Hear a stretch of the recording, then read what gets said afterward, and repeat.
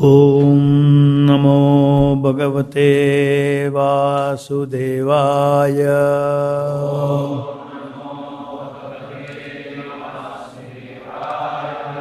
Reading from Srimad-Bhagavatam, 4th Canto, Chapter 9, text number 18. 18 and 19. Maitre uvacha atabhishtuta evam vai satsankalpena dhimata bhrityanurakto bhagavan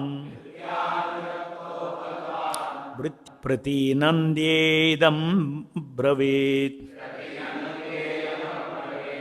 Translation by Srila Prabhupada ki jai.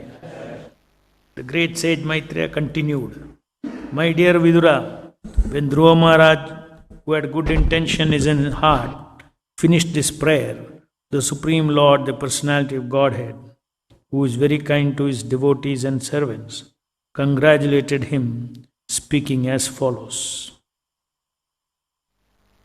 Text 19. Shri Bhagavan Uvacha Vedaham ye vivasitam hridi rajanya balaka tat prayachami bhadram te durapam api suvrata.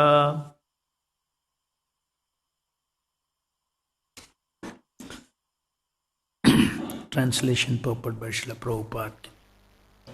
The Personality of God had said, "My dear Dhruva, son of the king, you have executed pious vows, and I also know the desire within your heart. Although your desire is very ambitious and very difficult to fulfill, I shall favor you with its fulfillment. All good fortune unto you." Purport. The Lord is so merciful to his devotee that he immediately said to Dhruva Maharaj, "Let there be all good fortune for you." The fact is that Dhruva Maharaj was very much afraid in his mind, for he had aspired after material benefit in discharging his devotion service, and this was hampering him from reaching the stage of love of God.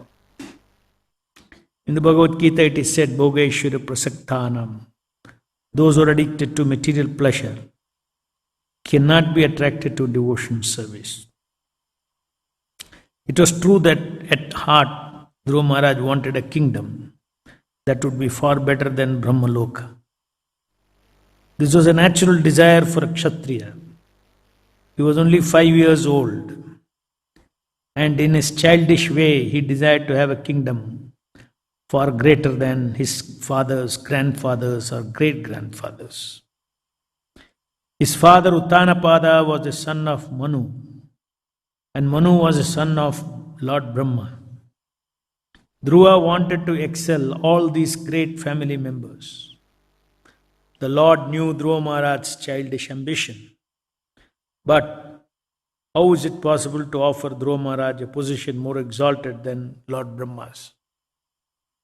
The Lord assured Dhruva Maharaj that Dhruva would not be bereft of Lord's love. He encouraged Dhruva not to be worried that he childishly had material desires. At the same time, he had the pure aspiration to be a great devotee. Generally, the Lord does not award a pure devotee material opulence even though he may desire it. But Dhruva Maharaj's case was different.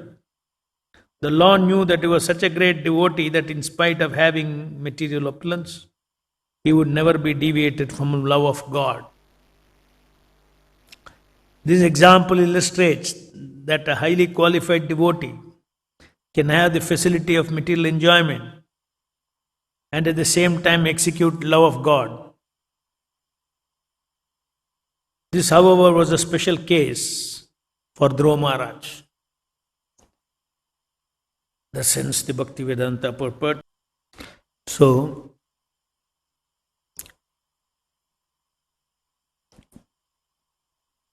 Maitreya tells Vidura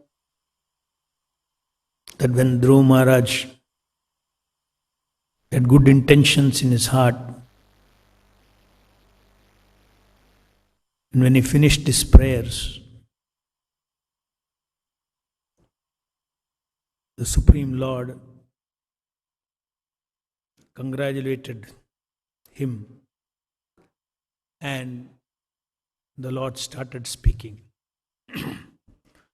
The personality of God had said, "My dear Dhruva, son of the king, you have executed pious vows, and I also know the desire within your heart. Although your desire is very ambitious and very difficult to fulfill, I shall favor you with its fulfillment. All good fortune to you." So thus Dhruva Maharaj, by his executing of devotional service as prescribed by his spiritual master Narada Rishi, he executed the pious vows in order to fulfill his desire. His desire was to have a kingdom greater than his father, greater than his great-grandfather, great-great-grandfather, Brahma himself. So that was his childish ambition. And the Lord says that you have very ambitious desire,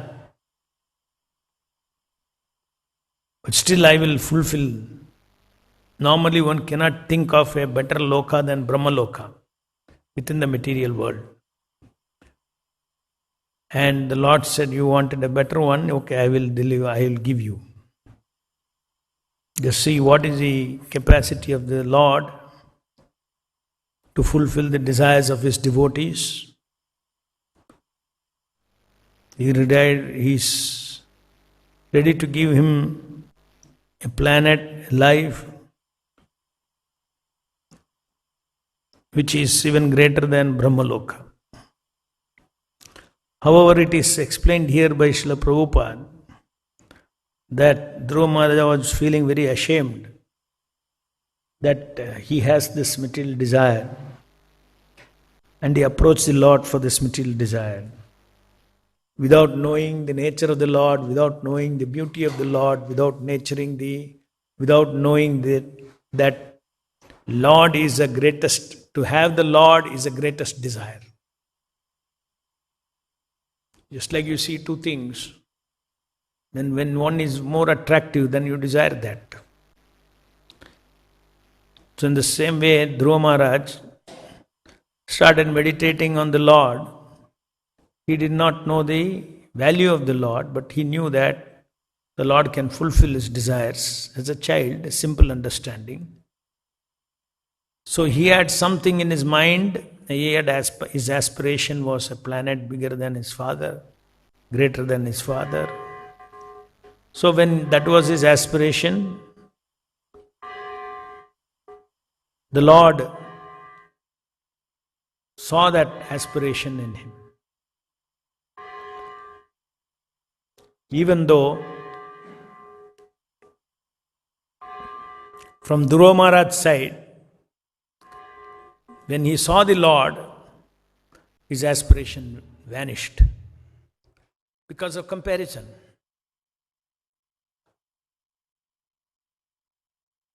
This is a principle of higher taste. It operates everywhere. The living entity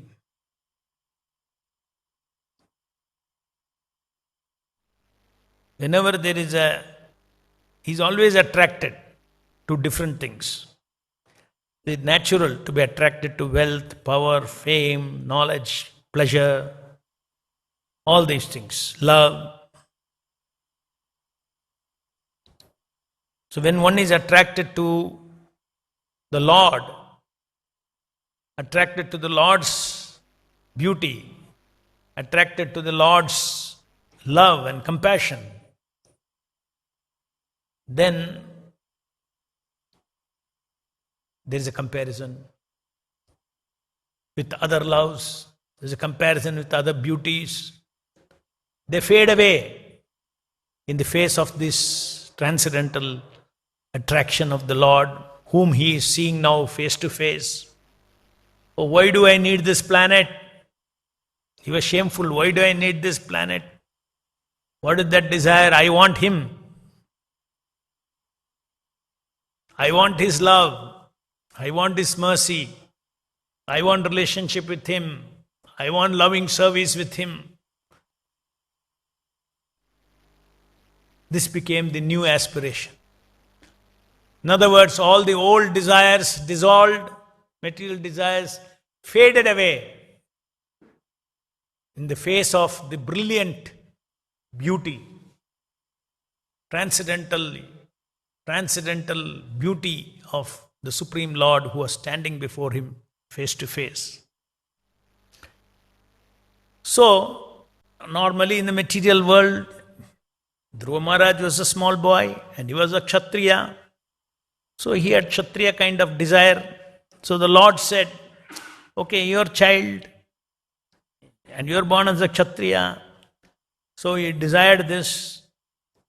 Because you have pleased me, I shall bless you. You shall be, your desire shall be fulfilled.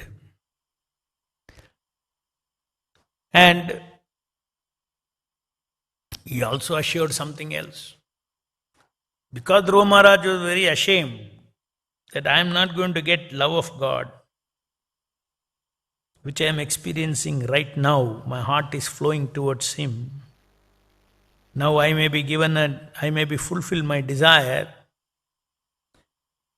my childish desire, foolish desire. It may get fulfilled, but at the cost of losing the experience that he has got now of love of God. So the Lord even knew this in his heart, that Dhruva Maharaj all these things were going on. So immediately the Lord said that, Lord assured Dhruva Maharaj that Dhruva would not be bereft of Lord's love. He encouraged Dhruva not to be worried that he childishly had material desires and at the same time had a pure aspiration to be a great devotee. Generally, the Lord does not award a pure devotee material opulence, even when he may desire it. But Dhruva Maharaj's case was different. The Lord knew that he was such a great devotee that in spite of having material opulence, he would never be deviated from love of God. So according to Lord's, because he knows the heart of a devotee, apparently normal rule is that when the devotees ask for material opulence, the Lord generally does not sanction it, because it is ultimately, it can put one in Maya. Power of money, power of opulence, power of sense gratification, Maya can make one completely forget the Supreme Lord. However, as Prabhupada says here, Dhruva Maharaj, he made an exemption to Dhruva Maharaj. He awarded him that. Because he was confident that he would not be swayed. Especially so after having experienced the transcendental beauty of the Lord. After having tasted love of God, he would not give up love of God for any other Maya pleasures. He became completely purified, knowing that the Lord gave him what he desired. So Prabhupada explains that this is an exemption, but the Lord can make exceptions. Lord can make somebody a pure devotee and at the same time handle all the wealth in this world. All the wealth in this world. Prabhupada says here, knew that he was such a great devotee in spite of having material opulence, he would never be deviated from love of God. So when there is the powerful attraction towards the Lord, when there is powerful attraction towards the Lord's name, towards the Lord's qualities, qualities of compassion, qualities of love, unconditional love. All these things, when there is attraction towards them, and his leelas, and his loving pastimes with his devotees, his exchange of love with his devotees, when one is attracted to all those things, then one loses all one's attraction towards the flickering material relationships, material love, material friendship, bodily sense gratification, desire for popularity, desire for name, fame, adoration. All this will fade away when one tastes the transcendental nature of Krishna's name, form, qualities, and his pastimes.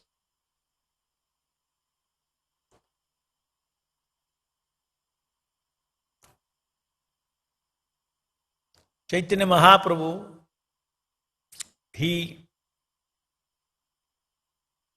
taught pure love of God.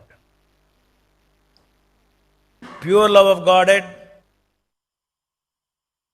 means the living entity has no other desire than to continuously to see that the Lord is pleased.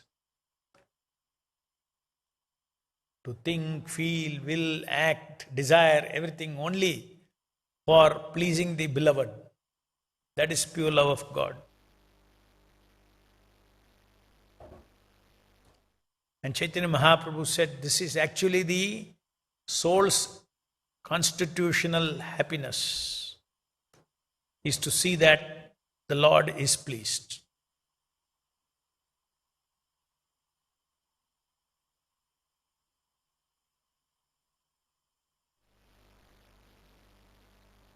There is a soul, every soul has a body, every soul has a mind, every soul has an intelligence.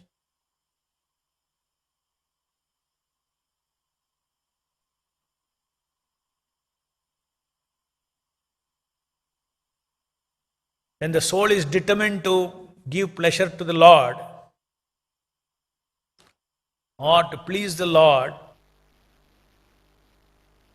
then sometimes the mind, the body may have to undergo pain.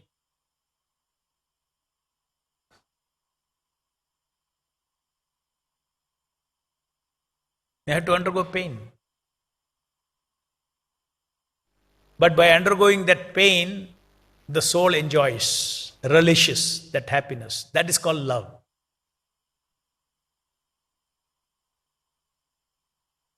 Love is always accompanied by sacrifice.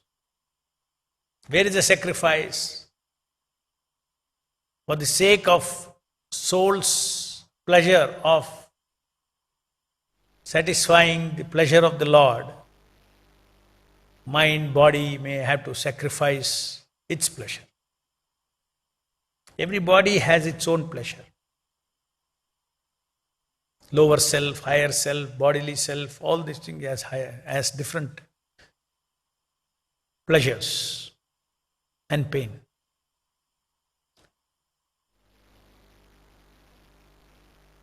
So sense gratification means is different from soul gratification. Soul gratification is for the pleasure of the Lord. The soul enjoys, the soul relishes pleasing Krishna. That is soul gratification. Constitutionally, that is the soul becomes contented, happy in serving the Supreme Lord as his eternal master, eternal lover, whatever. So that is soul gratification. But we are not a soul, we always have a body, either by the internal energy or the external energy, we always have a body. So the bodily self, mental self, intellectual self, ego self, social ego self, The soul enjoys through all that also. But when he forgets Krishna and he enjoys the pleasures of his social ego, pleasures of his mind, pleasures of his intelligence, pleasures of his body, pleasures of his senses, that entire bundle of pleasure is called sense gratification.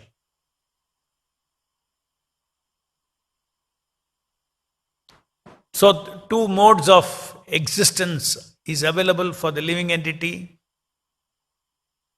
Either satisfy your own pleasure, sense gratification, self-centered sense gratification, or practice soul pleasure of giving gratification to the Supreme Lord, using his body, mind, intelligence, social ego, everything. They're all engaged in service to glorify the Supreme Lord. The Supreme Lord, of course, he is absolutely full of ananda. In the material world, when somebody pleases you, you are happy because something you did not have, you are getting. You give a gift to somebody, oh, you're very nice. Or give some money to someone. They all need. A need is fulfilled there. But when Lord is served, nothing. He has got millions and billions and millions and billions of jivas who are all pure devotees. They are serving him. So it is not that when we serve the Lord, we go and add something to him. Because he is Satchidananda Surupa. He is the ocean of limitless ananda. So what ananda we can give? The ananda that we can give is our devotional service to him, devotion to him, our love to him. How is that expressed? In loving devotional service. Everything belongs to him. So we are all part and parcels of Krishna. Why does devotion please him? Why does devotion please him? Why does devotion service please him? It pleases him because he sees that we are his part and parcel and we are suffering due to lack of devotion service. He sees that we are suffering because we have forgotten him. He sees that we are suffering because we have forgotten who we are. So as soon as he sees that we are engaged in devotion service, even with the sadhakas, sadhana bhakti, when somebody is doing, it immediately pleases the Lord. Sometimes devotees think, see, only when I purely chant, Lord is pleased. Only when I purely chant, Lord is pleased. So all other times what happens?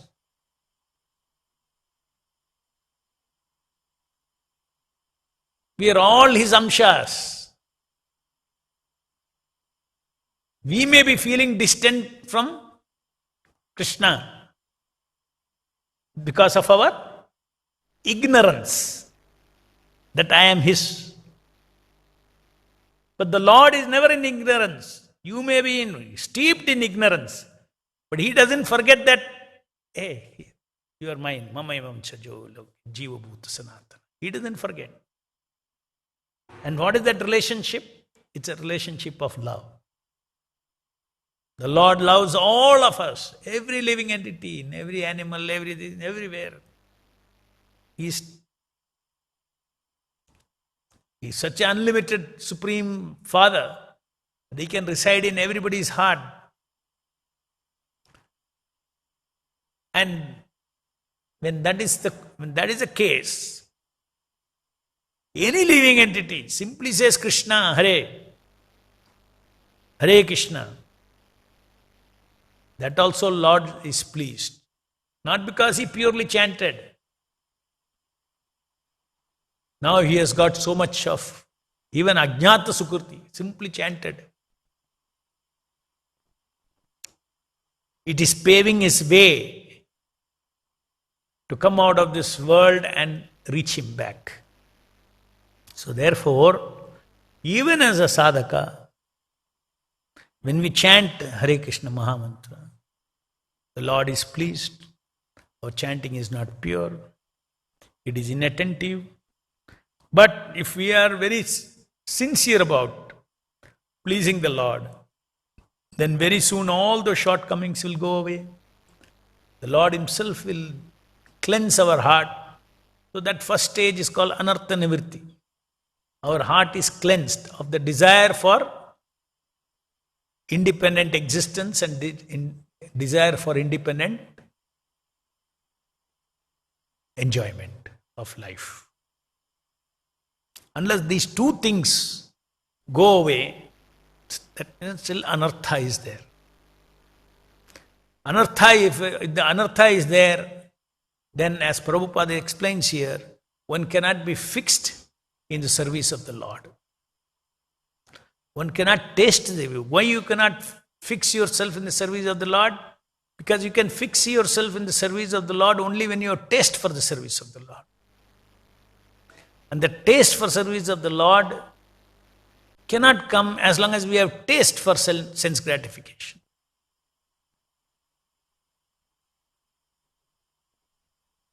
So,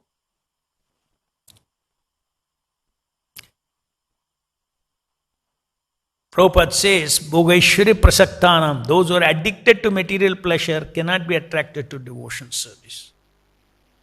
So, the material pleasure is a big trap. Why it is called a trap? After all, it is pleasurable, no? So, why do you call it a trap?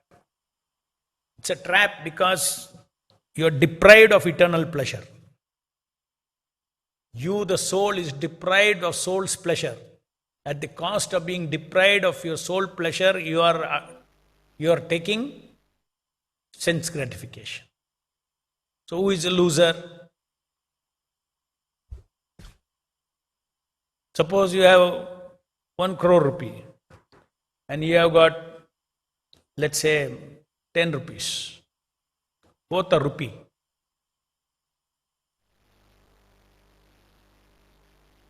The person who does not know, that I have a choice to pick up either 1 crore or 10 rupees. He doesn't know he has a choice. He is completely ignorant of the fact that he is entitled for 1 crore rupees. So he will take 10 rupees. And then somebody preaches to him, give up this 10 rupees, you are entitled for 1 crore. He will say, why should I give up? 10 rupees is 10 rupees, no. Let me have 10 rupees also and then have 1 crore. So foolish. 10 rupees is included in 1 crore. That is a kripana, Krishna says in Bhagavad Gita, miser.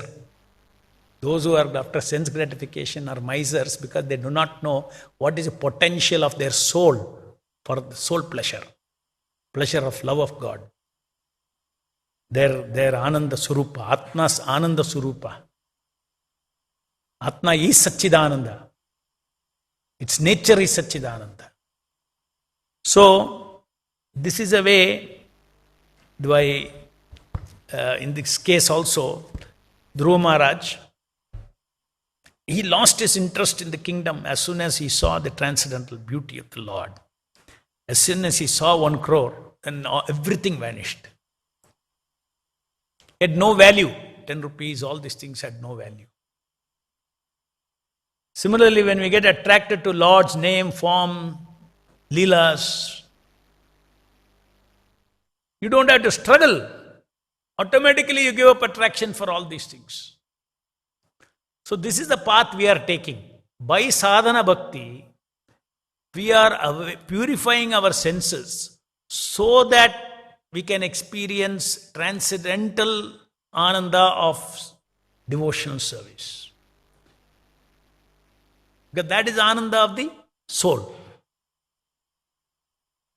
And for the sake of the ananda of the soul, he is ready to sacrifice so many things.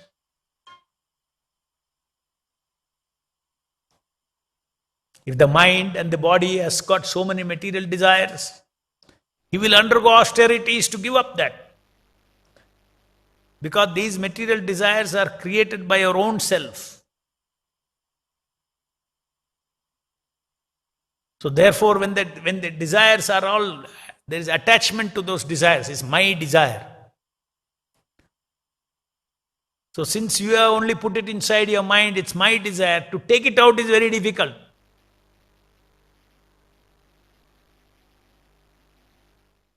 So sacrifice is required, not to fulfill those desires.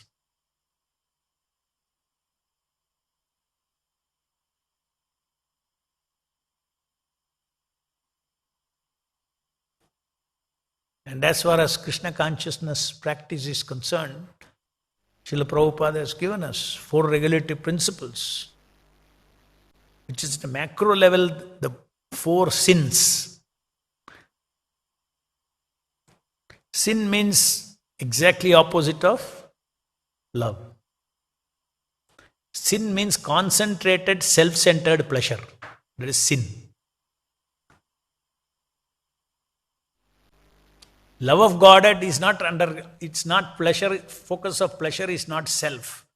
Focus of pleasure is Krishna. Exactly opposite of that, lust.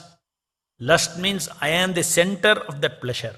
My pleasure, my happiness, my security, my.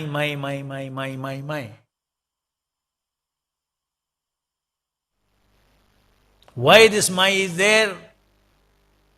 Because we have not tasted what is Krishna. What is Krishna's devotion service? So as I said, Chaitanya Mahaprabhu gave us the highest thing of pure love of Godhead, which is real soul's original pleasure. And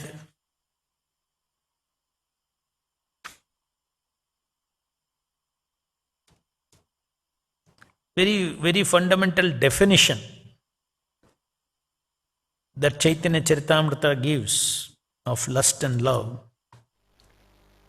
I'll read here. What is pure bhakti?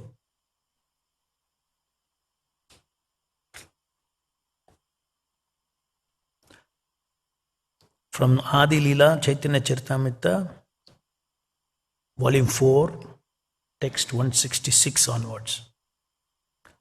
Kamera tatparya, nija sambhoga kevala, Krishna sukha tatparya, matra premata prabhala. The object of lust is only the enjoyment of one's senses. But love caters to the enjoyment of Lord Krishna, and thus it is very powerful. Loka dharma, Veda dharma, Deha dharma, Karma lajja, Dhairya, Deha sukha, Atma sukha, Marma, Dustyaja Arya Patha, Nija Parijana, Swajane Kareye Yata, Tadhana Vatsana, Sarva Tyaga Kari Kare, Krishnera Bhajana, Krishna Sukha Hetu, Krishna Prema Sevana.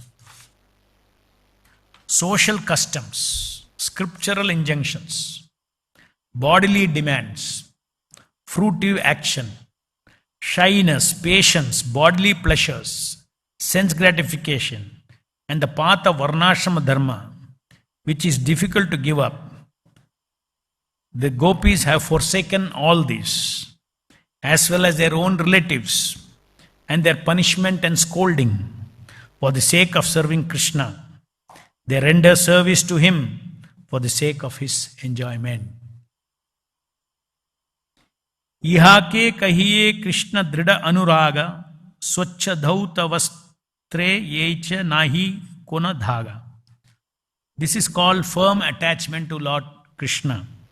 It is spotlessly pure like a clean cloth that has no stain. Purport. The author of Chaitanya Charitamrita advises everyone to give up all engagements of sense gratification and, like the gopis, dovetail oneself entirely with the will of the Supreme Lord. That is the ultimate instruction of Krishna in the Bhagavad Gita. We should be prepared to do anything and everything to please the Lord, even at the risk of violating the Vedic principles or ethical laws. That is a standard of love of Godhead. Such activities in pure love of Godhead are as spotless as white linen that has been completely washed.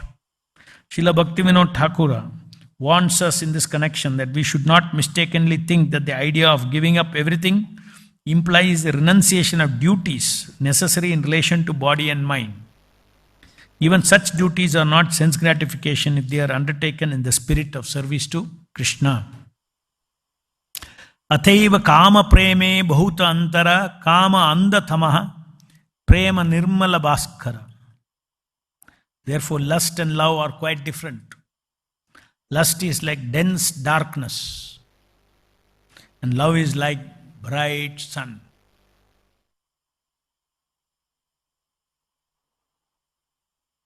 Lust focuses on you, and love focuses on Krishna. So love is brilliant, oceanic light, like a sunlight. And lust is like a dense darkness, like a well. The freedom in a well. What is the freedom in a well? Nothing. You're bonded. Ataiva gopi ganera nahi kama ganda. Krishna sukhalagi matra Krishna se sambandha.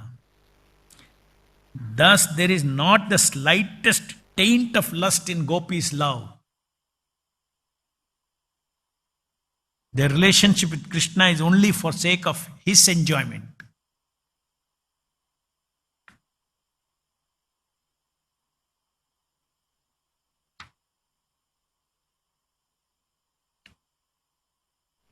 So this is the Atma Sukha Dukke Gopira Nahika Vichara Krishna Sukha Hetu Cheshta Mano Vyavahara. The gopis do not care for their own pleasure or pains. They also have a body. But they don't care for their own pains and pleasures. Why? Their soul is after love of Krishna. All their physical and mental activities are directed towards offering enjoyment to Krishna. If I have to suffer in the process of offering my mind and body for the pleasure of Krishna, I will do it. Because of love of Krishna. Krishna lagiyara sava kare parityaga, Krishna sukha hetu kare shuddha anuraga. They renounced everything for Krishna. They have pure attachment to giving Krishna pleasure. Evam mad arthojita lokaveda swanam hi o maya anuvrittaya balaha maya paroksham bhajata tirohitam manushitam marhata tat priyam priyaha. This is from Srimad-Bhagavatam, 10th canto, spoken by Krishna when he returned to the arena of Rasalila. My beloved gopis, you have renounced social customs, scriptural injunctions, and your relatives for my sake. I disappeared behind you only to increase your concentration upon me. Since I disappeared for your benefit, you should not be displeased with me.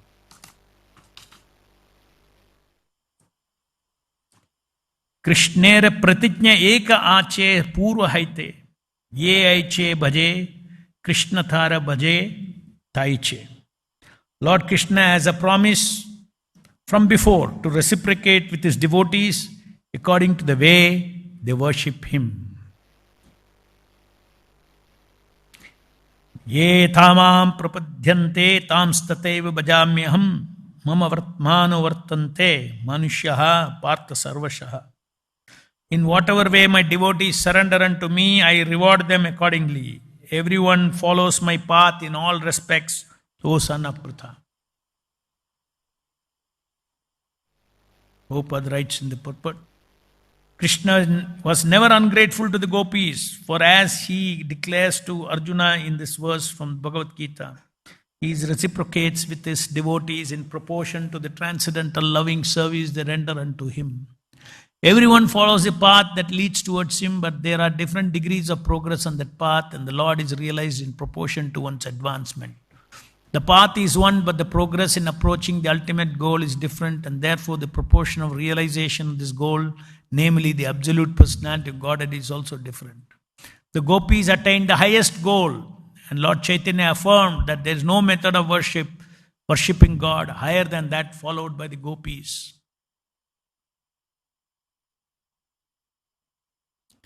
Se pratijna bhanga haila gopira bhajana tahete pramana krishna si mukha vachana. That promise has been broken by the worship of the gopis, as Lord Krishna himself admits.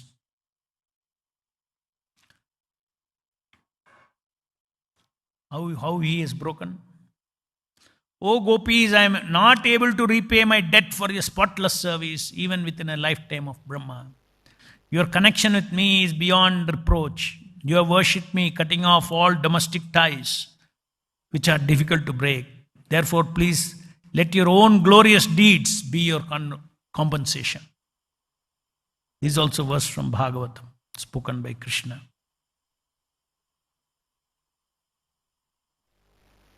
Now, whatever affection we see the gopis show for their own bodies, know it for certain to be only for the sake of Lord Krishna. The selfless love of Godhead exhibited by the gopis cannot have any parallel.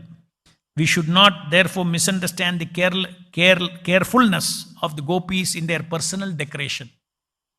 The gopis dressed themselves as beautifully as possible just to make Krishna happy by seeing them. They had no ulterior desires. They dedicated their bodies and everything they possessed to the service of Sri Krishna, taking it for granted that their bodies were meant for his enjoyment. They dressed themselves with the understanding that Krishna would be happy by seeing them and touching them. Yehi deha kailinami Krishne samarpana tanra dhana tanra iha sambhoga sadhana. The gopis think, I have offered this body to Lord Krishna. He is its owner and it brings him enjoyment. Narada Rishi, when he meditated, Krishna gave the experience, came before him. In his heart he saw brilliant and all his senses were enlivened. And then afterwards he disappeared. Then what did he tell him? Now do sadhana. By my special mercy I gave you darshan. Similarly, if you are sitting here in Prabhupada's moment, we are all recipient of that mercy. And Krishna always remembers that. So if any foolish part, it is foolish on any part of the devotee, when he thinks, after following the Sarva Dharman Parityaja, you think what will happen to my future, what will happen to my old age, what will happen, all these things. If he thinks, gone, unsurrender. The Lord in your heart is the greatest insurance. When you ask for insurance, what will happen in my old age? People think, how foolish these young boys are. They don't know the rest of the life they have to live and no idea. Simply they just surrender. It is an opulence. They don't realize it's an opulence. I don't think of my tomorrow because Krishna is my tomorrow.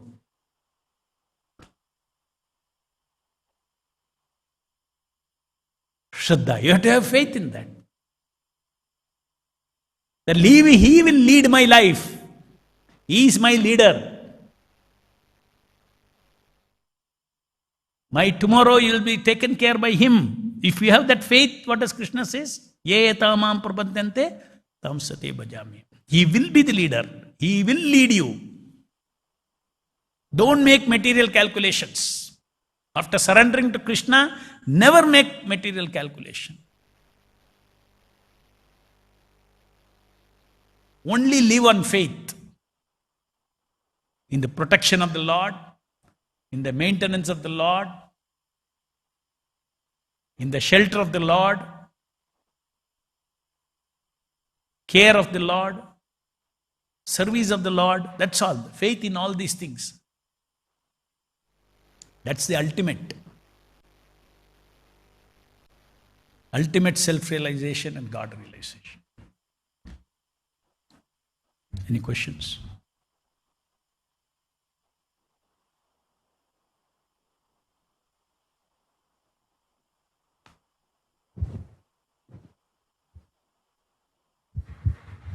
Hare Krishna, Prabhu. Yeah. Prabhu, when we say that we shouldn't be doing material calculations in our Krishna conscious environment or any dealings with in that center.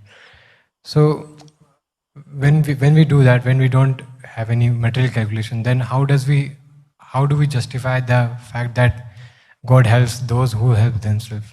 I mean, it's very kind of ambiguous when we think of it. No, God helps those who help themselves. You have to help yourself to surrender to Him.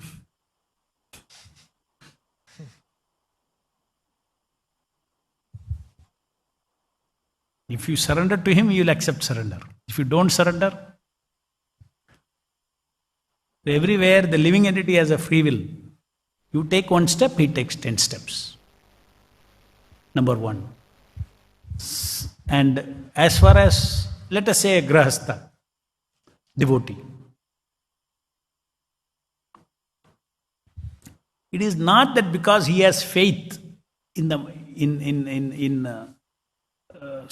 some material things that he executes his duty to take care of his children, wife, all those things. It is a duty, as a matter of duty, not because he thinks it will protect. So there are two aspects. One aspect, the devotee has a duty. For instance, when you fall sick, now you cannot say that I won't take care of my sickness. What you have to do, you have to do. You have to go to the doctor. Even if going to a doctor cannot be said that, no, this is not sarvadharman parityaja. Sarvadharman parityaja means no doctor, no food. No. You have to do what you have to do to maintain your body, because that also is in service of the Lord. So everywhere you will see that whatever the devotee does, even something which is socially, which may be like protecting himself, it is all done in service of the Lord. So service of the Lord is a supreme.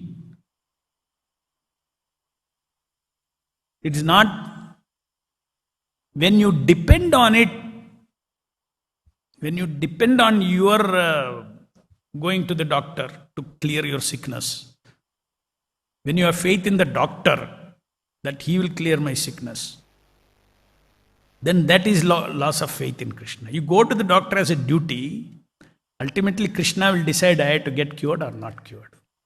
Direct connection.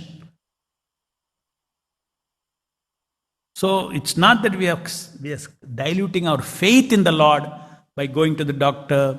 We are having less faith in somebody will say, Prabhu, just chant holy name. No, why you are going to doctor? But a holy name is telling go to the doctor.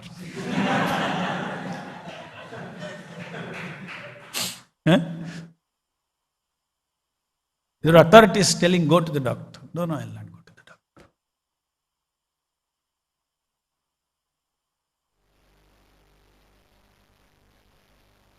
Any other question? Not clear?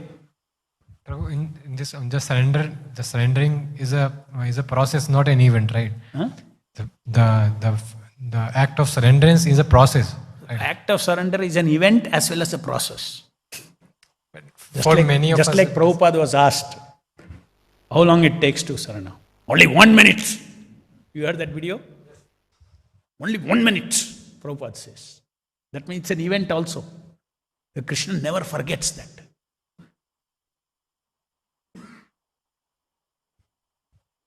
Krishna never forgets that. And it is also a process. Every minute you go on surrendering. Srimad-Bhagavatam ki jai, Jagat Guru Srila Prabhupada ki jai.